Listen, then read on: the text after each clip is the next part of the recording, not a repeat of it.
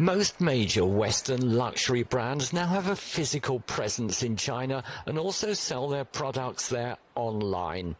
Supply chain issues made international sales more difficult during COVID, but now that global trade is picking up, e-commerce companies are trying to expand into new markets. There's a growing interest in China, particularly amongst the younger generation, to be able to buy the smaller boutique European brands directly online. Now, China's e-commerce industry is looking for ways to make this happen. The annual China-Europe Cross-Border E-Commerce Forum is taking place this week in Britain's second city, Manchester. Among the participants is Miles Barclay, whose startup will provide a range of smaller prestige retailers, including several of the famous men's outfitters in London's Savile Row, with an online presence in China. What you're seeing with Gen Z is a massive interest to connect with new brands, more experimental, and I think in that case luxury is more personal to them. They're looking to connect with brands who have values that really speak to them personally, rather than the traditional status symbols that maybe their parents' generation were. And this change in consumer behavior and demographic is really what we're trying to tap into.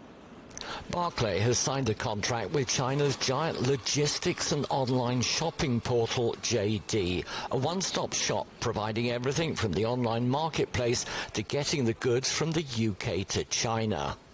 They open a shop in JD. We call it JD Global Purchase. It's a platform especially for import products from outside of China. So they open a shop there, and then what we are doing that we help them to consolidate all the products here in UK, and by air freight we transport them back to China.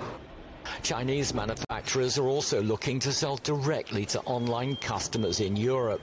Yodel is a UK parcel delivery company with about 15% of its business coming from imports from China. It's an important challenge with our Chinese importers to try and get deliveries into out-of-home locations, not just to consumers' home.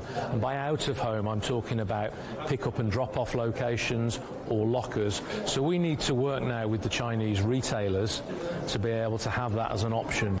The main theme of this week's Europe-China e-commerce forum is on improving logistics post-pandemic, with major players from both Europe and China working together to explore industry developments and innovation. Michael Voss, CGTN, Manchester.